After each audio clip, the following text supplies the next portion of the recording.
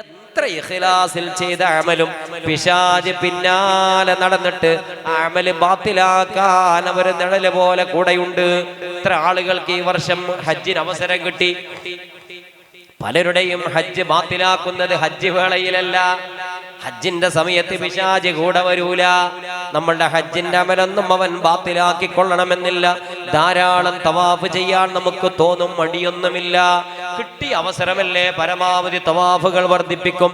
പരമാവധി തിങ്കളാഴ്ചയും വ്യാഴാഴ്ചയും നമ്മൾ നോമ്പനുഷ്ഠിക്കും. ഹറമിന്റെ മണ്ണിലെത്തിയാൽ കിട്ടിയ അവസരമല്ലേ.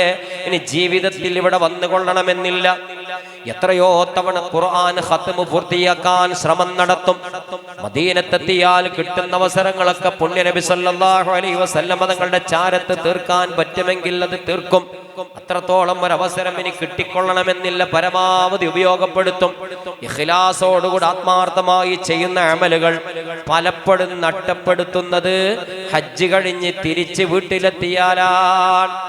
ഹജ്ജും കഴിഞ്ഞ് ആള് വരെ വന്നു, ആദ്യമായിട്ട് ഈ ഉമ്മയെ കാണാൻ, ഈ മനുഷ്യനെ കാണാൻ ഒരാള് വരുന്നുണ്ട്. നാല് ഹജ്ജും കഴിഞ്ഞ് വന്നിട്ടുണ്ട്, ഒന്ന് പോയി കണ്ടുവരട്ടെ എന്ന നിയ്യത്തിൽ ആദ്യമായി വീട്ടിലേക്ക് വരുന്നവന്റെ കൂടെ വരുന്നുണ്ട് പിശാച് ലഅനത്തുല്ലാഹി അലൈഹി. എന്തിനാണെന്നറിയോ?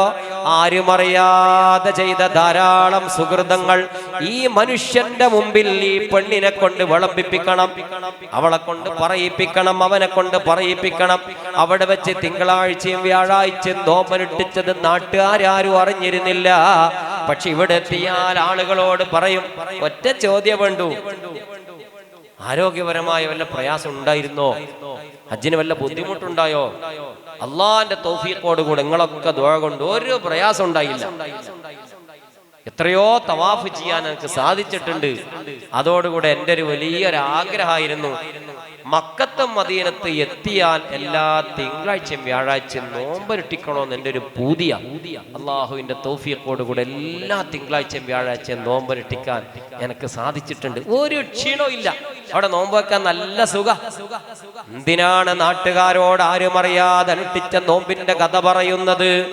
പറയണമെന്ന് മക്കത്തുനിന്ന് വിചാരിച്ചില്ല, മദീനത്തുനിന്ന് ചിന്തിച്ചിട്ടില്ല, വിമാനത്തുനിന്ന് ആലോചിച്ചിട്ടില്ല. പക്ഷേ പിശാച് പറയിപ്പിക്കുകയാണ്. ഖുർആൻ പറയുന്നുണ്ട്, ലാ തകൂനൂ കല്ലത്തി നഖദത് ഗസ്ലഹാ മിൻ ബഅദി ഖുവത്തിൻ അൻകാസാ. സൂറത്തുൻ നഹ്ലിൽ കാണാം, വലാ തകൂനൂ കല്ലത്തി. മനുഷ്യ, നീ ഒരു പെണ്ണിന്റെ പണിയെടുക്കരുത്. എന്താണ് ആ പെണ്ണിന്റെ പണി? കല്ലത്തി, ഒരു സ്ത്രീയെ പോലെ നീ ആയി പോകരുത്. നഖലത് ഗസ്ലഹാ മിൻ ബഅദി ഖുവത്തിൻ അൻകാസാ. ചകരി വെള്ളത്തിൽ പൊതിർത്തി വെക്കും ആ സഹോദരി ദിവസങ്ങൾക്ക് ശേഷം പൊതിർത്തിയെടുത്ത ചകരി അടിച്ചടിച്ച് നാരെടുക്കും. കഷ്ടപ്പെട്ടുകൊണ്ട് വലിച്ചൂരിയെടുക്കുന്ന നാരുകൾ പിരിച്ച് വലിയ കയറാക്കും. ഈ കയറിന് ഉപകാരപ്രദമാകും. ഒരാൾക്ക് വിറ്റാൽ ഒരു പൈസ കിട്ടും. ആ കോലത്തിലായാൽ വിൽപ്പന നടത്തുകയോ അതുകൊണ്ട് ഉപകാരപ്രദമായ വിഷയങ്ങൾക്ക് ഉപയോഗിക്കുകയോ ചെയ്യൂല. നഖലത്ത് ഗസ്ലഹാ, അവൾ പിരിച്ചുണ്ടാക്കിയ കയറിന്റെ പിരി തിരിച്ച് പിരിക്കും, അഥവാ പിരിയൊടക്കും. എന്നിട്ട് ഓരോ നാരുകൾ വലിച്ചെടുക്കും, എന്നിട്ട് അലക്ഷ്യമായി എറിഞ്ഞുകളയും. അയ്യേ, അങ്ങനത്തെ ഒരു പെണ്ണിന്റെ പണിയെടുക്കല്ലേ വിശുദ്ധ ഖുർആൻ. കഷ്ടപ്പെട്ടുണ്ടാക്കുന്ന അമലുകൾ മറ്റുള്ളവർക്ക് മുമ്പിൽ പോയി പറഞ്ഞിട്ടതിന്റെ കൂലി ബാത്തിലാക്കല്ല. ദാനധർമ്മത്തിന്റെ കൂലി നഷ്ടപ്പെടുത്തരുത് എന്ന് ഖുർആൻ പറയുന്നത് കൊടുത്തവന്റെ കയ്യിൽ നിന്ന് പിടിച്ചു വാങ്ങിയിട്ട് നഷ്ടപ്പെടുത്തരുതെന്നല്ല. ലാ തുബ്തിലൂ സ്വദഖാതികും ബിൽ മന്നി വല്ലദാ. മറ്റുള്ളവരെ സഹായിച്ച സഹായങ്ങൾ, മക്കത്ത് വഴിതെറ്റിപ്പോയ ഒരാളെ റൂമിലേക്ക് എത്തിച്ചു കൊടുത്ത കഥ എന്തിനാ നാട്ടിൽ വന്നിട്ട് കൂട്ടുകാരോട് പറയുന്നത്? അത് വലിയൊരു സഹായമാണ് നീ ചെയ്തത്, ആരും അറിയൂല. ആ മനുഷ്യന്റെ മനസ്സിന്റെ ഉള്ളിൽ നിന്ന് കിട്ടിയ ഒരു പ്രാർത്ഥനയുണ്ട്. എന്റെ റൂമിലേക്ക് എന്നെ വഴി കാണിച്ചു തന്ന ഏതോ നാട്ടുകാരനായ ഒരു മനുഷ്യൻ, അല്ലാഹുവേ അയാളെ നീ രക്ഷപ്പെടുത്തണേ എന്നൊരു പ്രാർത്ഥന കിട്ടിയിരുന്നു. അർശിന്റെ നേര് കിട്ടാൻ ഒരു പക്ഷേ ഈ സദഖ, ഈ സഹായം കാരണമായേക്കാം. നാട്ടിലെത്തിയിട്ട് പറയാ, ഒരു പാവപ്പെട്ട മനുഷ്യൻ, എറണാകുളം ജില്ലയിൽ നിന്ന് വന്ന ഒരു സഹോദരൻ 3 ദിവസത്തോളം കുടുംബത്തെ കാണാതെ വഴിപിഴച്ചപ്പോ എന്റെ മുമ്പിലാണ് എത്തിയത്. ഞാൻ അയാളെ കൂട്ടിയിട്ട് അയാളുടെ റൂമിലാക്കി കൊടുത്തു. അയാൾ എന്നെ കെട്ടിപ്പിടിച്ച് പൊട്ടിക്കരഞ്ഞിട്ട് ഈ സഹായം ഞാൻ മറക്കൂല എന്ന് പറഞ്ഞു. ഇങ്ങനെ എത്രയോ സഹായങ്ങൾ അവിടൊക്കെ ചെയ്യാൻ കഴിഞ്ഞിട്ടുണ്ട് എന്ന് പറയലോടുകൂടെ നീ ചെയ്ത പ്രവർത്തനത്തിന്റെ പ്രതിഫലം നഷ്ടപ്പെട്ടു പോവുകയാണ്. ലാ തുബ്തിലൂ ലാ തുബ്തിലൂ. ഖുർആൻ പറയാ ബാത്തിലാക്കല്ലടാ, നഷ്ടപ്പെടുത്തി കളയല്ലടാ. സ്വദഖാത്തിക്കും നിങ്ങൾ നിർവഹിച്ച സഹായങ്ങളും ദാനധർമ്മങ്ങളും എങ്ങനെ ബിൽ മന്നി വല്ലദാ, അത് മറ്റുള്ളവർക്ക് മുമ്പിൽ വിളിച്ചു പറയലോടുകൂടെയും അവരെ പ്രയാസപ്പെടുത്തുന്ന സമീപനങ്ങൾ സ്വീകരിക്കലിലൂടെയും. ഹജ്ജിന്റെ അമലൊക്കെ ബാത്തിലായി പോകും. തവാഫ് ചെയ്ത കഥയും ഈത്തിക്കാഫിരുന്ന കഥയും. എന്റെ ഒരു ആഗ്രഹമായിരുന്നു മദീനത്തൊരു 40 ദിവസം ചെലവഴിക്കുമ്പോൾ ഒരു തവണ ഖത്തം പൂർത്തിയാക്കണമെന്ന്. പടച്ചോൻ വെച്ചിട്ട് എനിക്ക് കഴിഞ്ഞു, അൽഹംദുലില്ലാ. എന്തിനാണ് അവിടുന്ന് ഖുർആൻ ഓതിയാതെ ഇവിടെ വന്ന് പറയുന്നത്? ഇങ്ങനെ മനുഷ്യൻ ചെയ്ത അമലുകളൊക്കെ മരിക്കുന്നതിന്റെ മുമ്പേ ബാത്തിലാക്കാൻ പിശാച് കൂടെ നടക്കും. നമ്മൾ ആ ഗുറൂറിൽ, ആ ചതിയിൽ വീണു പോകുന്നു. പിന്നെ എവിടെയാണ് നമ്മുടെ ഈമാൻ? ഉസ്താദ് പറഞ്ഞില്ലേ, അൽ ഈമാനു യസീദു വയൻഖുസു. നമ്മളെ മൊബൈലിന്റെ റേഞ്ച് കളിക്കും പോലെ കളിക്കുന്ന സാധന ഈമാൻ. അത് കൂടും കുറയും. കുറഞ്ഞാൽ ക്ലിയർ ഉണ്ടാവൂല. നിങ്ങളെന്താ യാത്രയല്ല, സംസാരം തിരിയുന്നില്ല? അതെ, ഞാനൊരു യാത്രയല്ല. നമ്മൾ നോക്കും, റേഞ്ച് കുറവുണ്ട്, ഞാൻ കുറച്ച് കഴിഞ്ഞ് വിളിക്കാം. ഈമാൻ കുറയുമ്പോൾ റേഞ്ച് കുറഞ്ഞാൽ ക്ലിയർ കുറയും. പിശാചിന് നല്ലോണം നിരങ്ങാം. ഈമാൻ കൂടിയാൽ റേഞ്ച് ക്ലിയറാണ്, സംസാരം ക്ലിയറായിട്ട് കേൾക്കും. പിശാചിന് വല്ലാതെ നിരങ്ങാൻ കഴിയൂല. അതുകൊണ്ട് പിശാചിനോട് ജിഹാദ് ചെയ്യലാണ് ഏറ്റവും വലിയ ജിഹാദ്. ദിവസങ്ങളോളം നീണ്ടുനിന്ന യുദ്ധം കഴിഞ്ഞ് ക്ഷീണിതാവസ്ഥയിൽ കയറി വരുന്ന സഹാബാക്കളെ മുത്തുനബി തങ്ങൾ സ്വീകരിച്ച ഒരു പദമുണ്ട് ഹദീസിന്റെ ഗ്രന്ഥങ്ങളിൽ. മർഹബ, വരിയടോ, സ്വാഗതം. ഖദ്ദംതും മിനൽ ജിഹാദിൽ അസ്ഗർ. നിങ്ങൾ ഒരു ചെറിയ യുദ്ധം കഴിഞ്ഞ് വരിക, വരൂ, സ്വാഗതം. എന്നിട്ട് സ്വാഗതം ചെയ്യുന്ന എങ്ങോട്ടാണെന്നറിയോ? ഇലൽ ജിഹാദിൽ അക്ബർ. ഒരു കുഞ്ഞു യുദ്ധം കഴിഞ്ഞ് വരികയാണ് നിങ്ങൾ, ഇനി ഒരു മഹായുദ്ധത്തിലേക്ക് നിങ്ങളെ ഞാൻ ക്ഷണിക്കുകയാ. യുദ്ധം കഴിഞ്ഞ് വരുന്ന സ്വഹാബത്തിന് ക്ഷീണം മാറ്റാൻ പോലും സമയമില്ലാത്ത വിധം ഒരു വലിയ യുദ്ധത്തിലേക്ക് സ്വാഗതം ചെയ്തുകൊണ്ട് പ്രവാചകർ അവരെ സ്വീകരിച്ചു.